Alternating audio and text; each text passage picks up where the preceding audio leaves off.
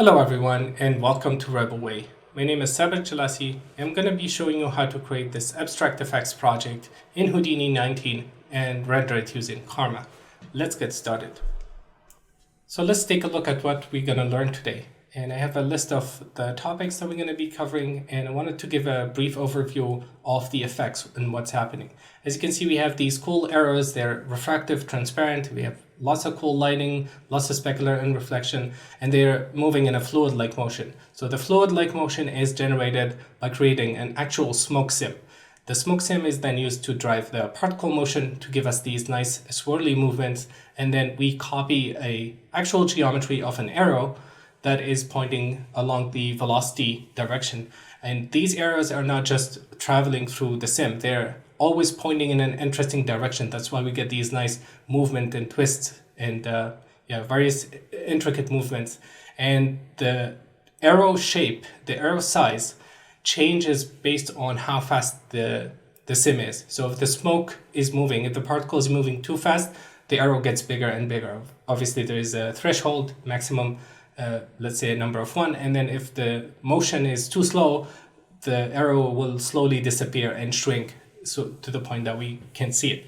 And that's how we get this nice intricate movement effect. And so I wanted to create this project to really test drive Karma and see what needs to be done to get this high quality renders with lots of refractive materials and lots of complex lighting, lots of reflection, and basically try to create this. So we're gonna take a look at creating the smoke sim and then use it to affect the particle sim and how to copy the arrows and create this final geometry. And then we're gonna talk about the Solaris setup, how everything's supposed to work in Solaris, how to bring in geometry, how to assign materials, create light.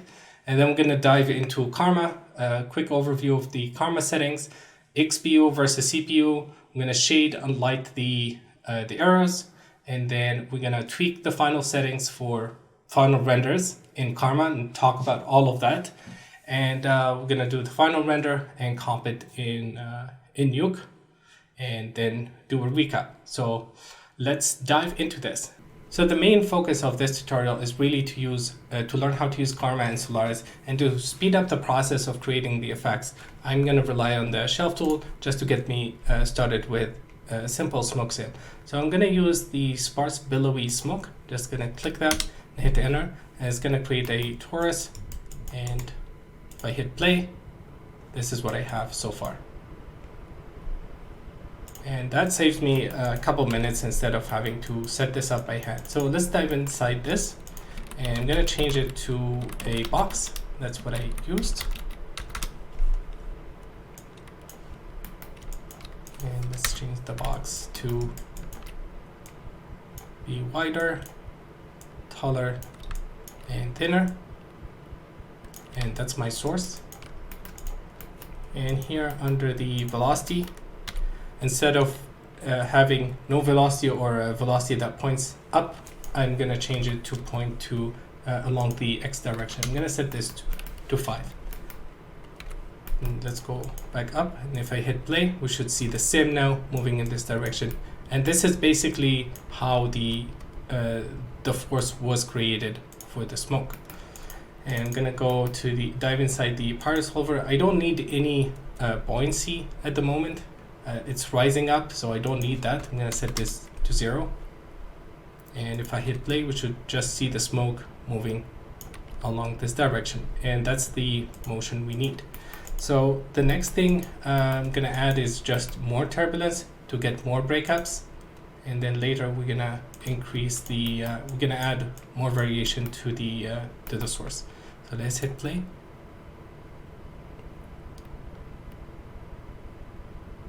Cool. And I'm gonna increase the velocity to 3. And I want to add some noise to the initial force. So I'm going to go back to the source here, and I'm going to create a null and call this out source. And I'm going to create a volume velocity node. And after, instead of changing the points, I'm going to change the volume because I like to use this node. So we can add extra velocity to push it in a specific direction, but what I'm interested in is the curl force.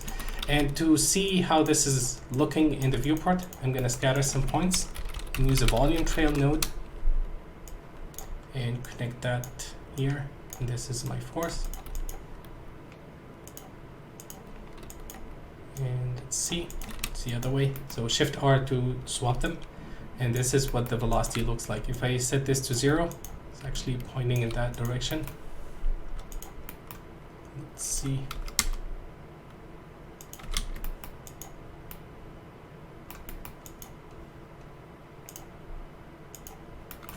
Yeah, I think we need to set it to V to visualize the force. And let's turn this on. And we can also make sure that this is affecting V only. And let's increase this to something high. Swirl size, yeah, something like that. And let's take a look at how this is affecting the source now.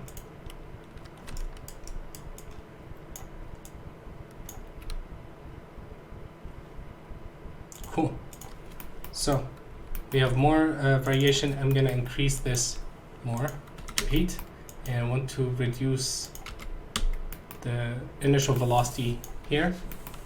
And the next thing I want to do is move the source. I don't want this to stay static, so I want it to move up and down and front and back just to get different position in the emission. And I'm going to use a transform node and use a sine function and $frame. Let's keep it like that and see how this looks. I'm going to disable this just to see the motion. So that's going to push it back and forth in the X direction. Let's multiply that by 2 to make it faster. Yep. And let's use cosine function to, 1 second. Let's use a cosine function to move up and down. So cos of $frame multiplied by 3. I want to make it faster.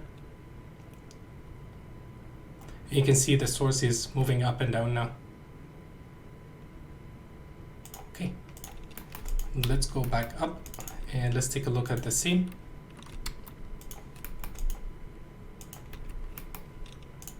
And I think I disabled this node, which is the rasterization process. So let's hit play. And you can see the source is moving now. Actually, one more thing I forgot. I needed to, when we created the velocity source here, we didn't connect the correct source. So the dot network was referencing this, and I believe the turbulence was not working. The volume velocity was not working. So I'm going to go back and fix this. And let's copy this path. Just select the node, Control C, and go to the billowy smoke. And I'm going to paste this. And that's my source. And let's hit play now. And you can see with that velocity, everything is moving in all kinds of directions. So let's go back up and reduce the amount of force we have, just 3. And let's hit play. And I think it's working. Cool. So we'll go with this, and then I'll provide the other file so you guys can see it fully. Now, what I want to do is I want to have collision, like a domain where the smoke collides with. I don't want it to just go in infinite direction. I want to limit this.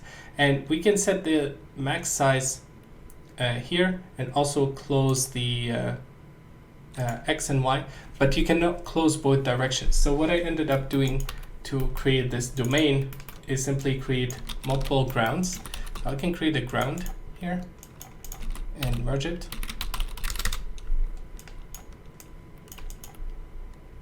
And now the smoke will collide with that.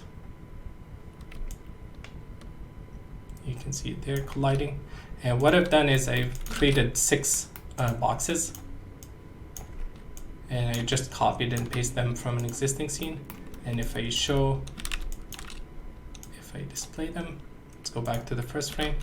This is how they look like. So let's show one by one. So that's the first one. It's going to collide on this side, and then the right side back, front, and then top and bottom. So this is the top, and all of them, this is the area that we're interested in. So that's what the smoke is gonna collide with. And I'm gonna hide them, so select all of them and uncheck display geometry. And now if I play through this, we're gonna see collision with the domain as long as they hit, obviously. Okay, so let's go back up and let's increase the velocity along the X direction. I'm gonna set it to 5, and I'm going to write this to disk. So let's save this data to disk, and we have a import here, and it's importing the density and velocity, and that's all I need. So I'm going to create a raw output geometry and just cache 50 frames off of this, and I'm going to cache it here. So sim smoke sim, and I'm going to call it smoke sim, and just cache 50 frames so we can use them later to understand how to create the particle sim. So the sim is done, the smoke sim is done. Let's create a file node, copy the path, and I'm going to copy the parameter and paste relative reference, so it always imports my smoke sim. Now what's happening here in the viewport is we've got density and velocity vectors, so I want to only display the density and hide everything else. So I'm going to select the density and hide non-selected, and this is what the sim looks like. So if I hit play, I think it's working quite nice. So the only thing I would like to change is probably the dissipation. I think it's too high right now, and maybe emit denser smoke. But for the sake of this example, I think we're going to be fine. So what we need is we need to create particles and a particle sim, and then use this velocity field or the smoke sim forces to advect and move the particles. And I'm going to use the same source that we emit smoke from to emit particles. So let's create an object merge here, and this is my density source, and I only need the density field. I don't need the others. So delete not selected. I'm going to put a scatter node and scatter points on this. So I'm going to use scatter on voxel independently, and that's going to allow me to nicely control the amount of particles, and the distribution is also better. I don't need the relaxation. I want the points distribution to be random. I don't want them to be nicely distributed, and I'm going to call this null out pop source.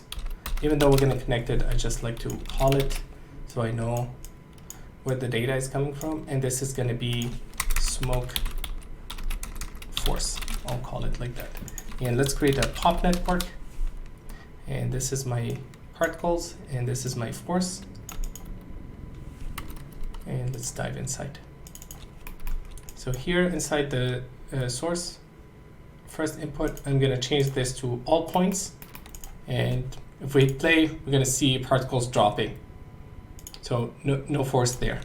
And to advect them or move them with this velocity, force, and the smoke sim, I'm going to use a pop advect by volume. I'm going to connect it here and tell it to read the data from the second input, and I'm going to tell it the advection type is going to be update velocity. That's what I want. And for the advection method, single step is not very accurate, so I prefer to use trace. And let's hit play. And right away you can see the particles are now following the smoke movement. Now you may think that the particles are traveling faster than the smoke, but it's not true. It's because the density of the smoke that we have is very low. So if I use a visualize node, or just use a wrangle, a volume wrangle node, and multiply the density to be 10 times higher, you will see that the particle sim is matching. We have smoke there. So that's why I would rather use a denser smoke in the system, so that when I get particles moving, I know they're I know they're matching the movement of the sim. And that's it. That's all. You're gonna get basically a perfect match between this and this by using these settings. And what we want to do now is import this data. So I'm going to use a dot import. I want to import the points. So I'm going to drag and drop the popnet. I'm going to copy the name and paste it here. And I want to import geometry. We can specify the data here. And now we have the points from the particle sim imported. And let's reduce the amount because I think it's too high for now. So let's put less points. And I'm going to create a box and stretch this box along the z-axis. Or let's just scale it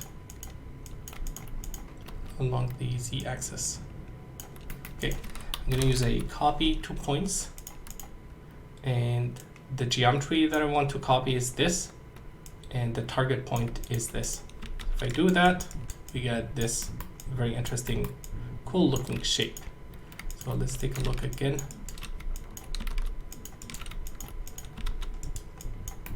And if I hit play, look at these boxes. Pretty cool. So let's reduce the size of these boxes, and you can see right away they're already aligning to the geometry, and that's how the effects is great. I think this is looking pretty cool already. So I think this can be rendered as a separate version as well. And if I display the smoke sim, you will see that the boxes are aligned to where the smoke is moving to. Okay, now we need the arrow shape. So I'm going to copy paste a very simple setup, and it's a box that I edit. So maybe I can do this live. So let's do it. I'm just going to select the couple points at the top and edit them, scale them down. And to make this look cool, I'm going to use a bevel just to round the corners. And let's increase the distance and division to 3. And now we have nice rounded shapes.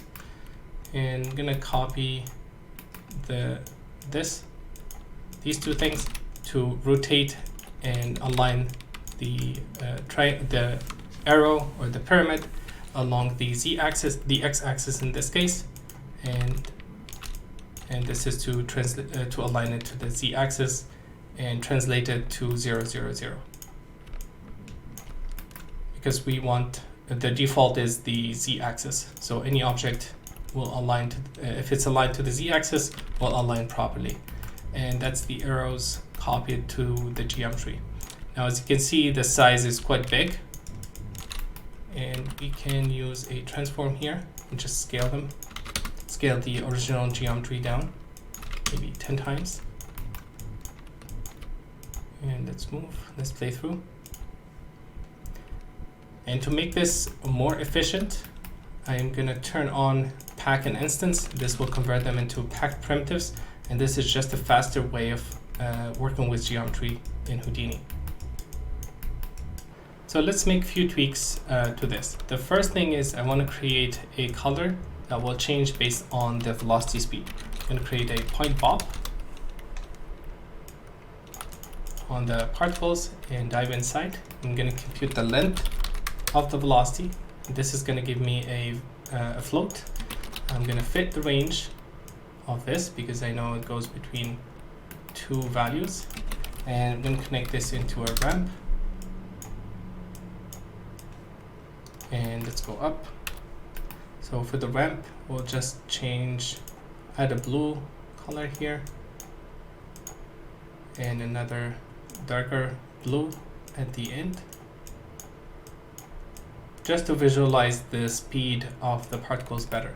And the range is, let's say the particles are traveling between 0 to 15, maybe 0 to 10.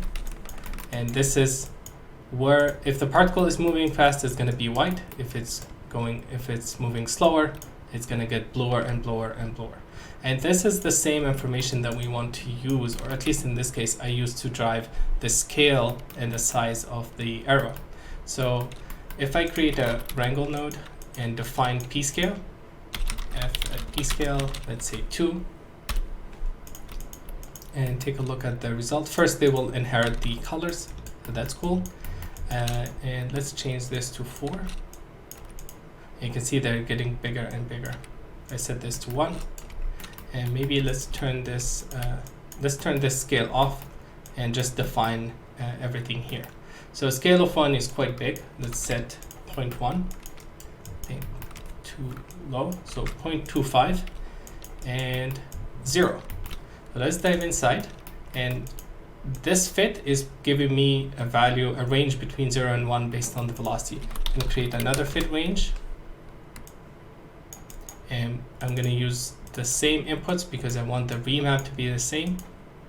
So fit min and max, and the range is going to be 0.25, between 0 and 0.25. I'm going to bind export this as a p-scale. And let's go back up. I'm going to disable this. And now if we play through it, this is what the sim looks like. You can see we're getting these nice arrows to be bigger here, and then they simply slowly disappear. Get thinner and thinner and then disappear.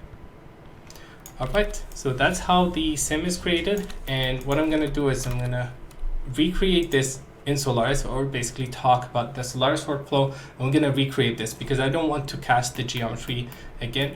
All I'm going to do is cache this arrow shape as a USD. So USD export. I'm going to call this arrow.v2, and I'm going to save it to disk as a USD file. That's all I need. And now we're going to move over to the Solaris workflow and talk about that in details. So let's take a look at Houdini 19, Solaris workflow, and Karma. And the way SideFX intended us to use it is through the stage context. And this is a USD authoring workflow where we can import data, process data, and export USD files. And Karma is their render, or their version of a USD delegate that can render USD files.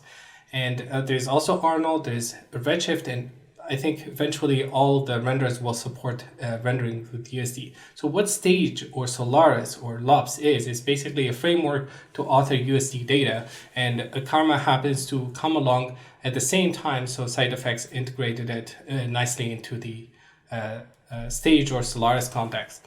And the default interface of Houdini when you switch to Stage, I don't think it's going to look like this, but to see the how SideFX intended us to use it, you switch to Solaris. Now this is lots of tabs, lots of new things, and to be fully honest with you guys, it's a bit overwhelming, like understanding USD, Solaris, LOPS, all these Karma, all these new things are a little bit confusing at first, but I'm going to try to simplify it as much as possible. So to reduce the amount of tabs, I'm going to close all of these, and I'm also going to close the scene graph details, the graph layers, and only keep this, and I will explain in a simple way what this tool is. And now we are in Solaris, we are in LOPS context, and this viewport is unique and custom to Solaris. And if you click here, you'll see you have Karma, Storm, and Arnold. You have Arnold installed as well. And by just switching to Karma, we are now rendering inside the render and doing interactive rendering.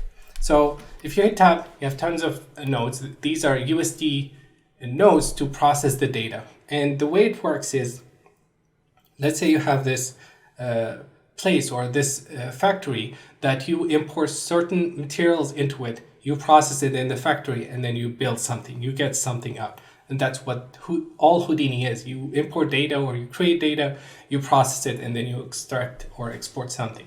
So I'm going to create a sphere. You can create geometry, very simple geometry here. And I'm going to create a light. And it's going to be the default light. And right now, each node is separate. So we need to merge them together to be able to see them in the viewport. I'm also going to create a grid. And let's move it down. And we now have created a very simple scene with two objects and a light. And I'm going to select the light and hit P. And this is going to open the tab. The reason I changed the interface because this is very optimized for me, at least, to have a big area to work on the graph as well as be able to see everything here. And I'm going to increase the light. We can change its intensity. And now we're looking through the viewport. All we have to do to see this through Karma is switch to Karma. And now we are inside the render. This is a final render. It's just super fast, so it cleans or it produces the final render very, very quickly. But this is only a viewport. We cannot save this to disk or anything. I believe you can, but it's not the final. We have a background, we have a grid. It's still a viewport. So there's another way to actually produce the final render. And then we have a place to create material. So let me change this to Houdini OpenGL. So the material, think of them as the shop or mat context, okay? And what I like to do, what I prefer to do is to create a material library node. I'm going to connect it here. And inside, it's a mat context. So when we dive inside, we have basically everything Houdini has to offer for shading. And this new Material X workflow is very, very elegant. So I'm starting to use it more and more. I'm going to create a material. I believe it's under PBR material surface. No, a standard. Let me see. Yeah, material standard surface. So this is what I like to use. I'm going to call this red. And I'm going to copy it and call this ground. Now, see these two orange ticks or icons here? We have to have them turned on and clicked in order for this material to get imported into the scene. And this is why I kept the scene graph. So if I expand this, you will see that it lists everything like an outliner. If you've used Maya or 3ds Max or other 3D packages, they have an outliner. They have a list of everything available in the scene. This is something new in Houdini. Use it for Houdini users, but in fact, if you go to the object context, there's always a list. If you click Shift W, it will show you always a list, but we're not used to using this. This is something that is mainly encouraged with Solaris. There is a reason for that. Now, the main reason for this is the data that is being worked on is not the actual data that is in Houdini. So if I copy this path, this node will be called stage/light, and that's the path of the node. But in Solaris, it has in USD context, it has a different path. And if I click on the material here, you will see that under materials, I have ground and red. It's not under material library. So this is why this is important, because the data that you need to work on comes through here. It's not through dragging and dropping the nodes like that. So that's why we have to rely on having this all the time, make sure that this is where we import and work with data. So for example, if we wanted to assign something to a light, we wouldn't be grabbing it from the scene and dragging it. We would come here and drag and drop this, which will resolve the correct path that is USD based or stage based. Okay, so let's take a look. So we created two materials, and you can see they're here listed under materials, ground, and red. And I want to assign materials to my geometry. I'm going to use a set material or assign material node. And I'm going to connect it here. And we can create multiple inputs. So the first thing you can see here is referencing the input prim0. So basically anything coming, that's what will get assigned the material for. But again, we're not gonna copy the path to this node and paste it here. That's not how it works. We need to select the material here and drag and drop it here. And I have a problem with the drag and drop. So it's taking a couple of seconds, unfortunately, I believe, because it's recording. But you can see the path is different. It's not this one. It's not stage material library red. It's materials ground. That's it. And so what I want to do is assign the ground or the grid to that. So let's drag and drop this.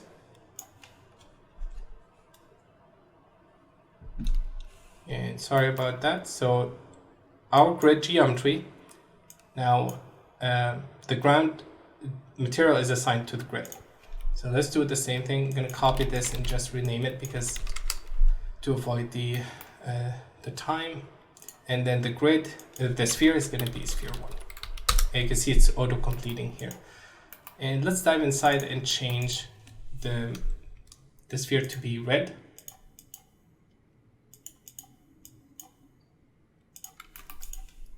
And let's switch to Karma. And there we go. We have assigned 2 different materials, and that's basically all we need.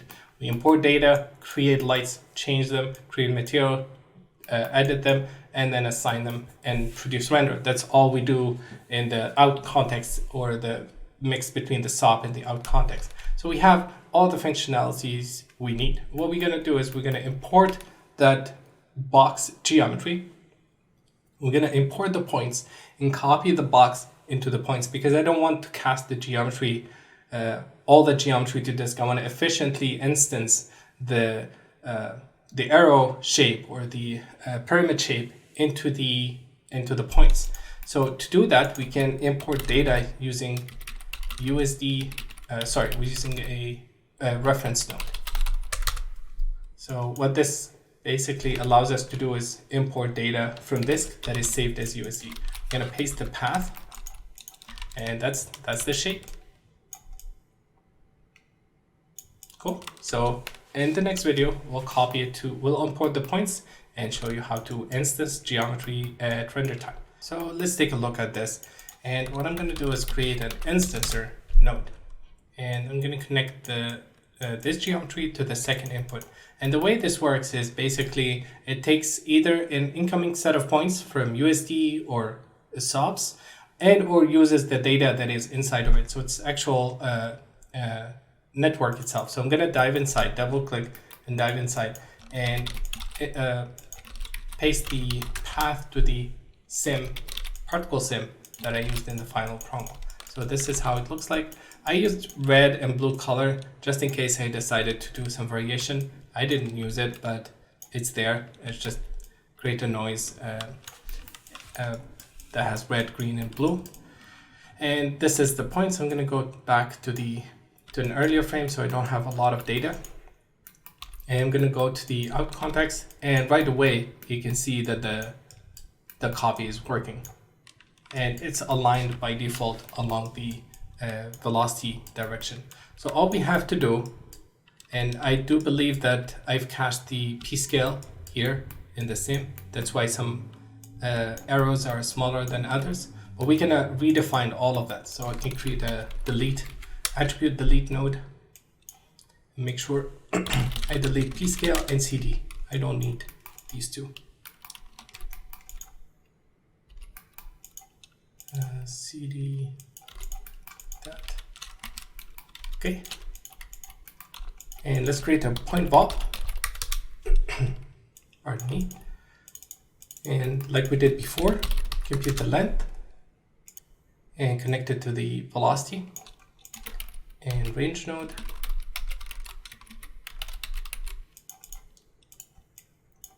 I'm going to set it to 1 and 25 and between 0 and 0.25 like we did before, and bind export this as a p-scale.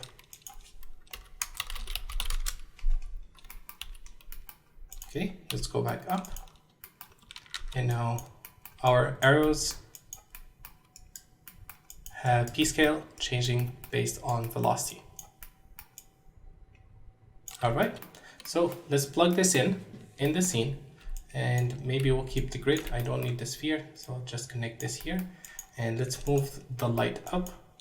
And we are in the Karma viewport, just so you guys are clear. We are rendering all of this, which is quite insane, to be honest. Like, everything is happening in real time, and we're still editing the scene file. And let's make sure the ground is not colliding.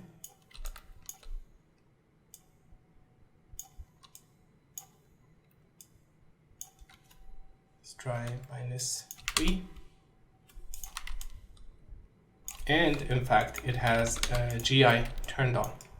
So you can see the light is bouncing and hitting. So let's assign this material, or the red material, to the instancer. So the path is going to be instancer 1.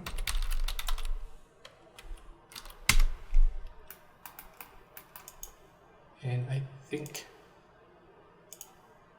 let me check if it's the instancer or the actual geometry. Yeah, it's the instancer 1. So let's take a look here. We should see it change. Sorry, this is for the ground, so I'm gonna just undo.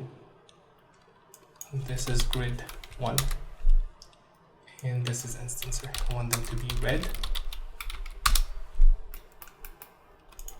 And now if we take a look, this is it. And it's all rendering perfectly. And to tweak the viewport settings, or the render settings used in the viewport, we press D on the viewport and you will get a render section.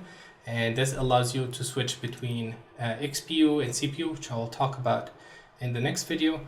And the important bits for me is the depth of field, the diffuse limit, reflection limit, and refraction limit. So I can turn off the GI in the viewport because I know it makes the render heavy. I can set the reflection limit and refraction limit to be lower, 2 and 2, and turn off the depth of field because it can also slow the render time. And this will make it faster, and it will keep it will progressively improve the render over time. You can also change it to bucket here, which will be similar to the final render. You just have buckets doing the final render, and you will see it clearing or cleaning and rendering those segments faster than other places, instead of progressively rendering everything. So this is one way of doing it as well. Personally, this is not how I'm currently using it. I'm going to show and explain my workflow and talk about Karma in more details in the next video. So this is it. That's all we have to do. Assign materials, put some lights, and that's pretty much it. Let's make this material refractive. I'm going to go to transmission and increase this. Yeah, the red. And it's getting more and more refractive. So let's reduce the diffuse. And you can see there's refraction happening now. But because we limited the amount of depth, the rays are not traveling enough here to show us, to go further inside the object. So we need a lot of bounces to reach the depth of the object. So if I set this to 20 and 20, you can see it's glowing more.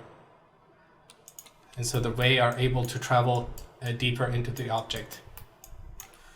All right, let's talk about rendering this using the Karma and saving this to disk or sending it to Unplay. So the way it works is by creating a Karma node, and this is what you would use to produce final render. The viewport is great for iteration. It's an identical match of the final render, and it's been amazing using this workflow. So the final render is done through Karma. And I'm going to connect this. You specify the camera, resolution, and where to save it. You can override the render settings. If you have more things that you want to consider, you can create a separate nodes. But everything that we need right now is here. And in the next video, I'm going to talk in details about the settings and what they do and how they work, and then talk about the XPU and CPU option, and basically how to produce a clean render. So let's talk about the CPU, XPU, and all the Karma render settings and how they work. So Karma is very similar to Arnold, PRMin, and the recent feature XPU is very similar to PRMin, also the implementation of Arnold GPU. Now, like with Arnold, if you go with the GPU route, the settings are going to be different. You have to use way more samples for the image to converge. Same thing here. If we switch it to XPU, and this is all we have to do, is if we switch to XPU, we have to increase the settings way more for it to converge because the code execution is not the same.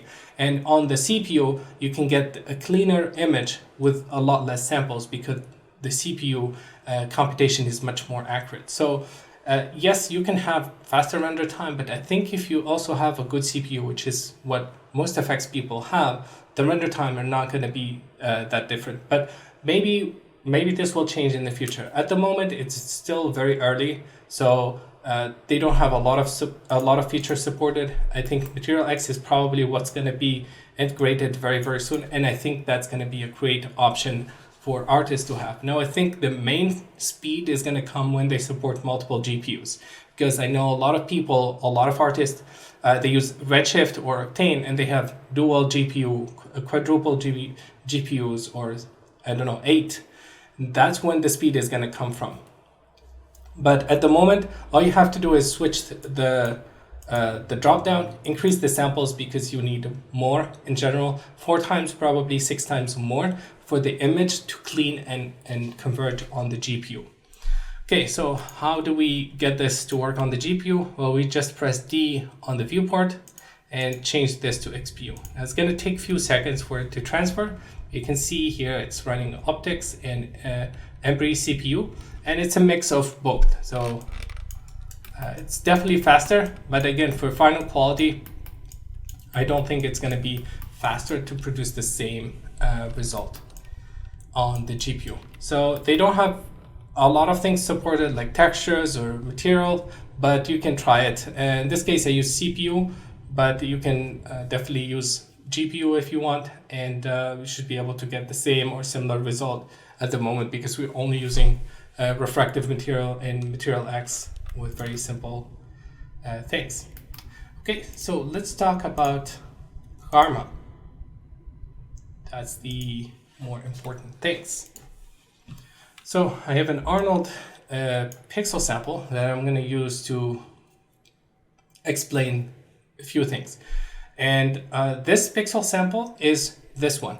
It defines how many pixels or the bucket is going to be split at render time. The min and max ray is what controls how many samples get shot in that cone. So this indirect bounds or this bounds is actually opening a cone and there's a circle. That circle has multiple samples in it. The min and max is defining that. So you can increase the min and max to get more samples shot from the shading point. And the pixel samples is basically this, similar to Mantra or Arnold AA settings. Okay, so I'll briefly talk about this. I have a very long video that I'm still working on that will go in depth into fine-tuning, and I'm gonna go so in depth into all of this, and hopefully you guys will like it. But for now, I'm gonna give a brief overview. So you've got path trace distributed in variance mode here. So path traced is gonna be progressive, very similar to how you see it in the viewport. We don't want that. We want the final result. So variance is what we're going to be using. Distributed is going to give us ability to shoot rays based on types, but there is no min and max. I don't like that personally. I like to use variance, which is similar to what Mantra has and what Arnold has. So these two options, they have a controller. They have a threshold, and that threshold can be located under advanced. Now the default, I think the main reason side effects moved it separately is because the default is quite good. But in my cases, maybe not. Maybe you have to change this quite a bit. So a value of 0.005 will give you a really clean result in most cases. If you need to go lower, then maybe something else needs to change. Maybe you need to change the min and max instead. But a value of 0.005 is very non-forgiving. Like it's going to be checking the difference between the average pixel variance is going to be very low. So this is what controls how many rays get shot. So Karma will start with 1 and then keep adding samples until this threshold is met. All right, so the next important thing is this guy. So pixel samples, when I put 128, it's actually 16 by 16, right? I think so. No, 256. It's 9 by 9.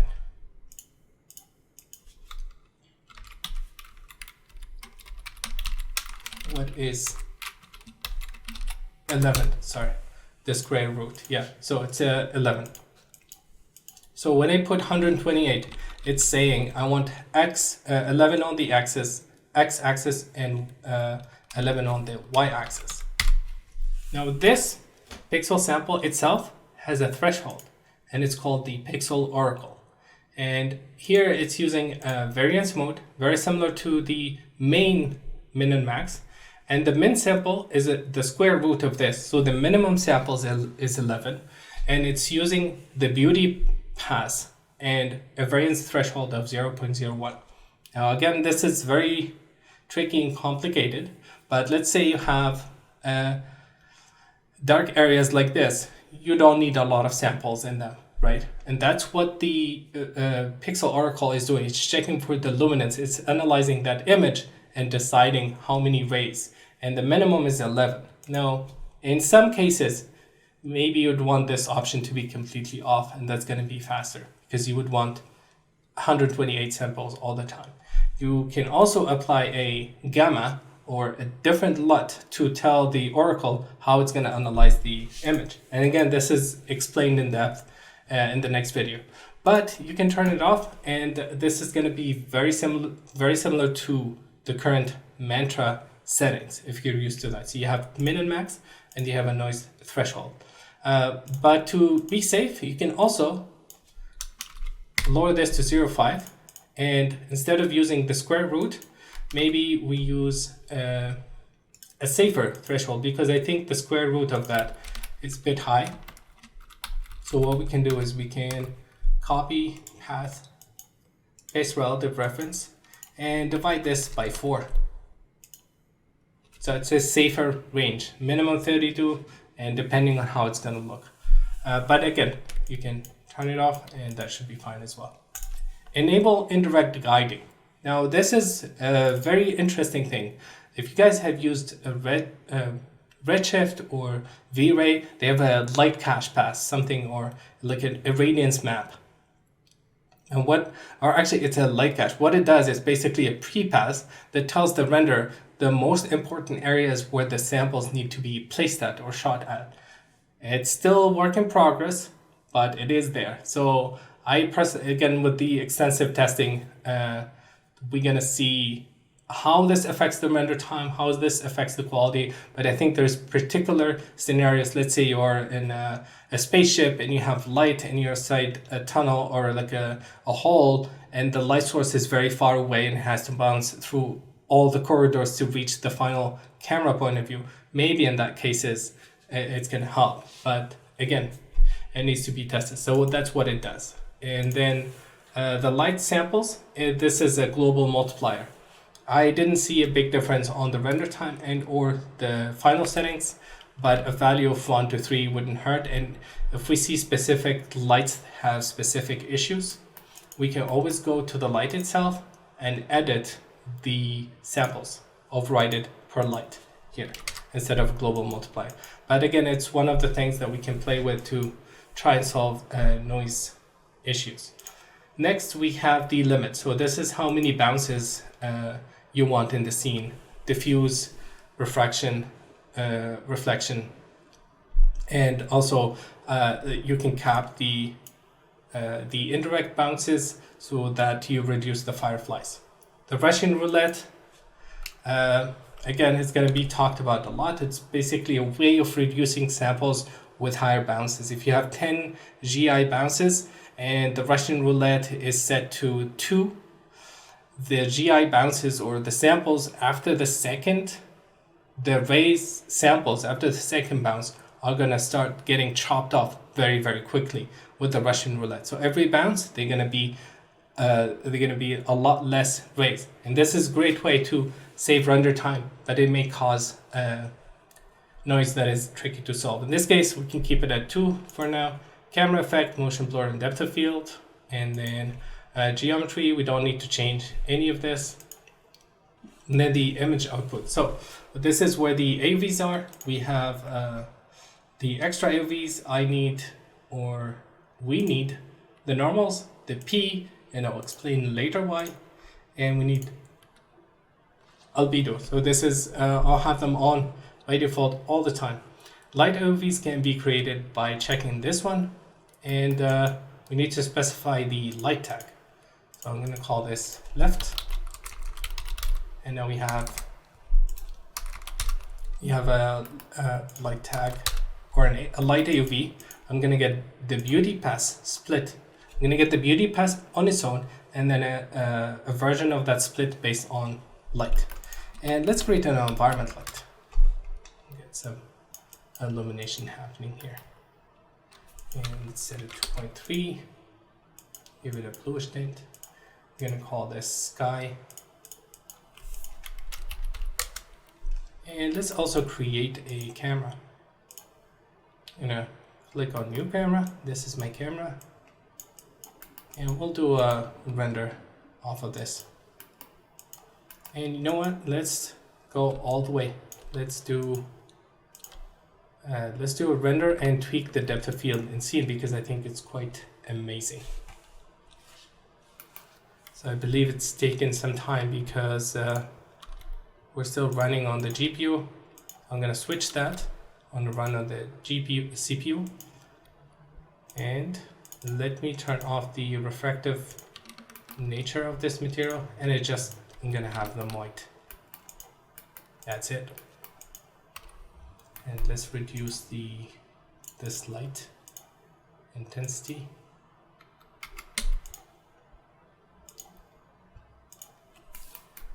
And let's pick a different frame. Let's move to frame 40 and look at this. Look how fast it's gonna be to just move to this frame. And the geometry has changed completely. And let's do it like this. So for the camera, I'm gonna turn on enable depth of field on the viewport because I want to see it here and tweak it here, and go under sampling. So the f-stop 0 means we don't get any depth of field. I'm gonna set this to very shallow threshold or range, and now everything is blurry because the range of the depth of field is very narrow. Let's try to find where the best distance is to basically isolate a segment here, maybe 18. And I just want to get some sharp particles, yeah, like this. And you can see everything else is blurry.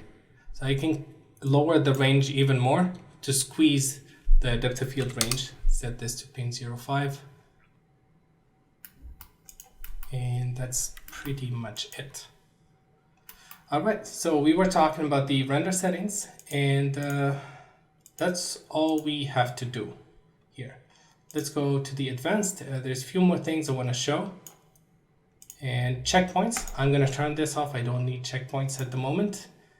Tiles and caching, I'm going to keep that. I'm going to increase the cache memory ratio to 0.5. And the driver, I'm going to set this to bucket. Very important. I like to use buckets. And this is going to render like a normal bucket system. And I'm going to set this to 1. And what it does is it's going to give me a progressive pass of everything. So I can see quickly what's happening. And then it's going to start rendering. So I like this option. Profiling, I'm going to take on show Alfred so that I get progress in my shell.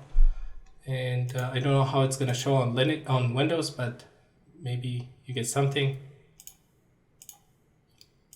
printed out in the console log. And I like to use mplay. So for doing like I tweak in the viewport, and then for final rendering, I'll start using mplay. So enable mplay, and I'm gonna click on the drop down here, 1 per session. So this is my preset. This is how I use it, and I'm gonna lower this to 64 instead of 128, and let's lower the resolution a bit, 1440 by 810, and the camera is that. And I'm gonna save this scene and hit render to end play.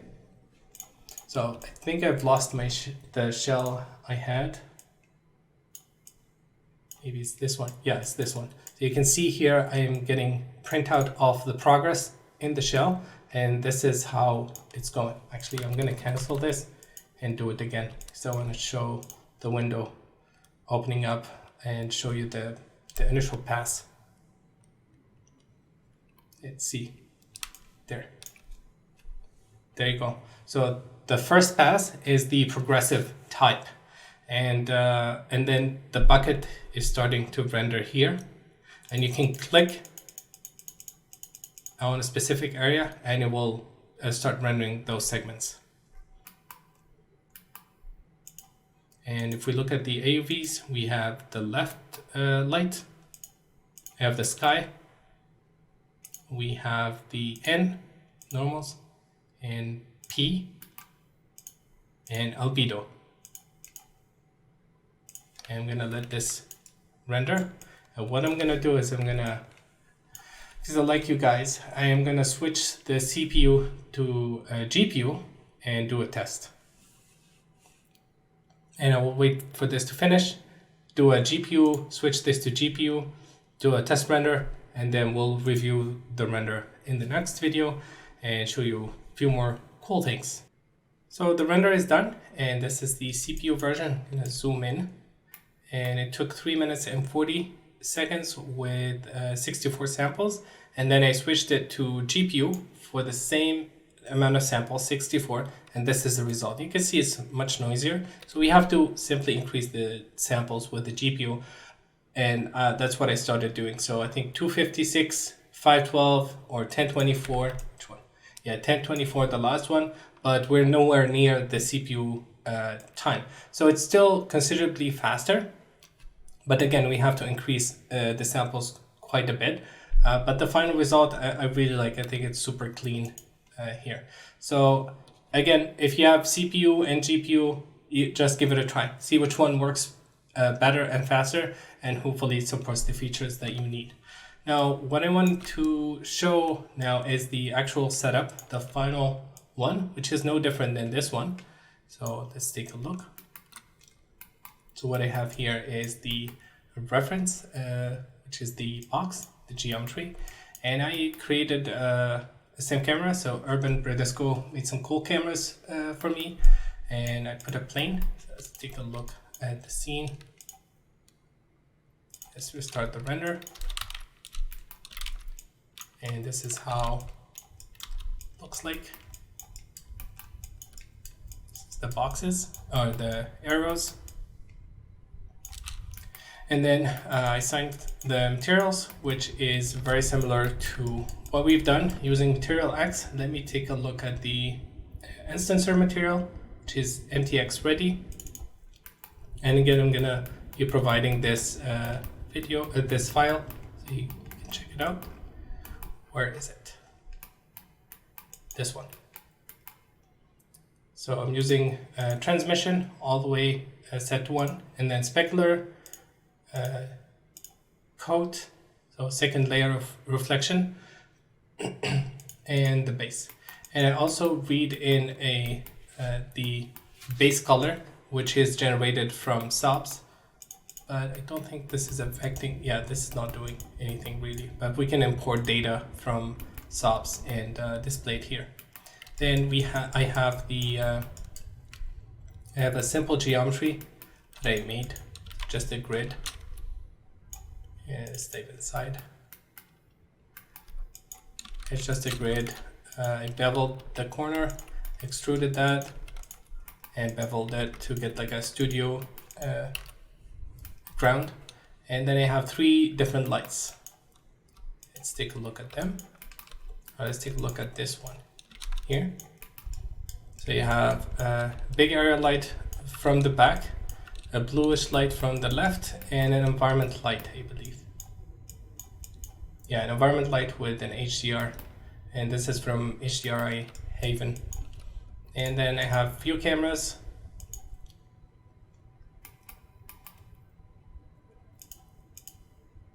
And this is what I rendered at the end. So with each camera, I am changing the light rig. So I just rotated to get the most interesting shape based on that camera. And here I'm just doing it, putting a transform node, rotating them, and then looking through a different camera. So this is for cam 4, I believe. This is cam 6, and this is cam 3. And that's it really. There's nothing crazy going on here. It's a bit slower though here because I'm using CPU, and I'm also I have a lot of reflection and refraction depth. So let's take a look at the final settings for the CPU, and that's what I ended up using because I have we have a render farm and all the nodes are CPU based, so I use CPU. But if you have GPU powered, give it a try. And the same settings that I talked about, the min and max. Again, I produced a much noisier render in the end, but what I cared about the most is the reflection limit and refraction limit. So I put 10 and 10, and this color limit is set to 20. The Russian roulette is set to 1. And the reason for this is I wanted to start reducing samples as soon as they bounce. So 2 means it starts later, and I just wanted the Russian roulette to start right away. Probably safer to keep it at a higher value and try to produce a clean render with that, and then optimize from there. But again, I will talk about this extensively. There's a lot of stuff that needs to be explained in more details. So this is it really. I'm going to show Denoise in comps and the comp in Nuke. So this is one of the final shots, and you can see it's pretty clean. There's almost no noise. That it's suspicious, like how clean this render is. And one thing I love with Karma is how unified the noise is. Like it's very, very uniform. And if you have a uniform problem, then it's much easier to solve. And that's why the denoise in Houdini 19, I believe it's the same. It's Intel based, it's using AI, and it produces some insane results. I'm going to show how I use it. So let's take a look at the final render. Let me copy the original render. And let's go to Houdini. So in Houdini, let me change the interface. And it's fine, we can keep this file. I'm going to go to the image context, create an image network and dive inside, create a file node, and import the final render, which is this one. So composite, it's the file, this one, sorry. And let's go to frame 32. So this is one of the renders. I'll also import another example. And let's pick this one. I'll grab another shot. Actually, it looks the same. Yeah, so let's use this one.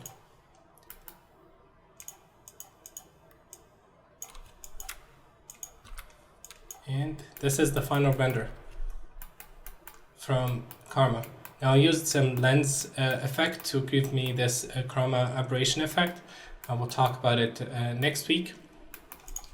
But it's basically a lens shader that you attach in Karma. And I was trying to really push it to the limit to see how cool this engine is. So just plugging in a denoise node, AI denoise node. And you have to have N and albedo. You don't have to have B. And I use the Intel denoise. You can use optics as well, but I use this one.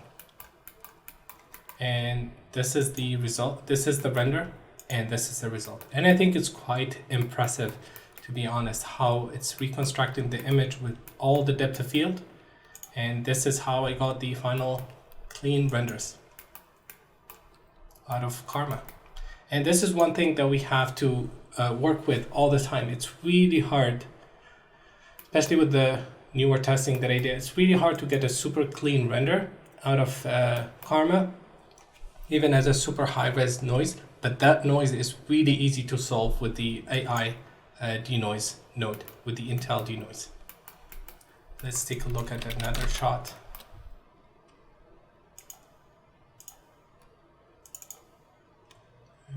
Let's see, maybe this one. Yeah, this one.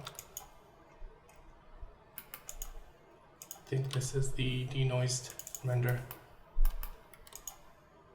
Yeah, this is the denoise. 1 second. Yeah, so this is another shot, for example. And it's very noisy. Like, this is really noisy. I honestly don't know how they're doing it. And then boom, with the denoise, you get super clean render. So this is the tool. Like, you're not gonna be able to produce a super clean render like this off of Mentra. You're gonna rely on this one way or another to save render time. And I think that's it for the Karma and denoise. So I denoised all the passes, and the cool thing that I love is if you have multiple AUVs like I do here, you can denoise all of them. So if you put star inside the AI denoise, it will work on each AUV, which is quite impressive. So if I look at the lights AUV, this is the denoised result of each light, not just the beauty. I was pretty happy with the final render as it is, but I just wanted to add a few more things and make it look more interesting. So I'm gonna explain one of the comp here, and I have one of the renders. And again, this is the default. And this is the resolution I rendered at all the images, all the passes. And I did include the AUV. So what you can do is you can export AUVs per light, because they have that LGT tag. You can separate a refraction per light, reflection per light, and or the beauty per light as well. So what I have here is the dome refraction, the back refraction, and the main refraction. Let me increase the gain. You can see it's looking pretty cool. And all the dispersion here is coming from the lens shader. And again, I'll show that next week.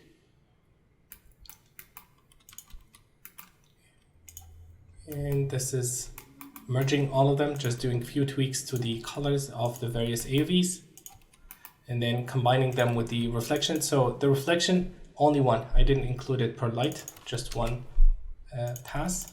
And then I desaturated that a bit.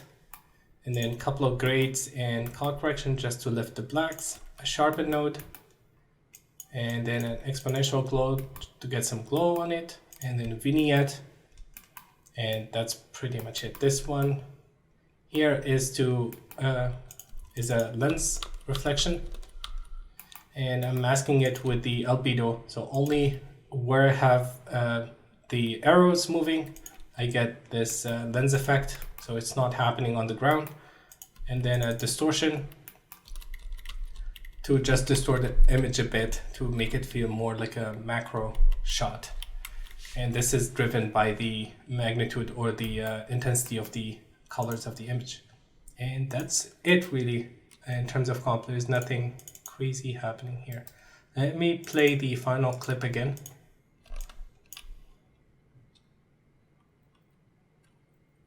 And I'll include the cameras and all the elements for this. So I have a few more still images that I wanted to share with you guys, and this is just a variation of the shader. This is with pure diffuse and some reflection, no refraction here. This is another one. This is a high-res resolution, which is quite cool. And this is also a still frame, very similar, just a high-res still frame. And this is another still frame as well with refractive material. This is a point-based render. Again, I still need to explore this quite a bit before I can share useful information on it. But yeah, Karma can handle particles quite well as well. This is a render, a raw render with diffuse and reflection, and this is another one with transparent material.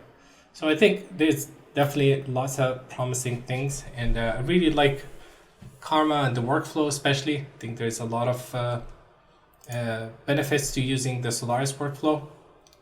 And let's review what we learned today. So talked about the project, we did the smoke sim, particle sim, aligned the geometry along the velocity vector. We talked about the Solaris setup and Karma overview, GPU versus CPU, the lighting and shading, Karma settings, and the final comp and render. Hope you guys found this useful.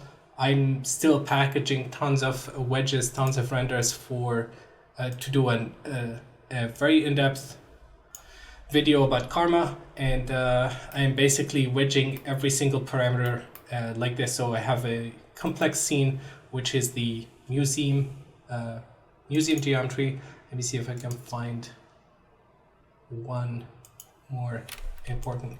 Yeah, so for example, I'm wedging every single parameter at different resolution, different settings, and printing out different render times. So I wedged all the parameters, and we're gonna review them. I'm almost done with the renders for pretty much everything, tons of renders. I'm gonna walk through every single parameters and how it affects the render time and how to efficiently tweak them to get the result, and then render a animated sequence. So that's one option. I'm trying to compare rendering 4K at 2 versus 2K. This is the number of bounces, number of GI bounces, and how it affects the render time. I'm quite impressed with a lot of things about Karma. It's definitely very, very promising. So this is GI bounces going from 0 all the way to 29, and yeah, with the time printed, and I have the result here with the zoomed out section so we can see how much noise we have. And yeah, I'm still working through this, but that's what's coming next. Hopefully you guys learned something. We'll provide all the projects to reproduce this. Thank you so much for watching, and talk to you soon. Stay safe. Bye bye now.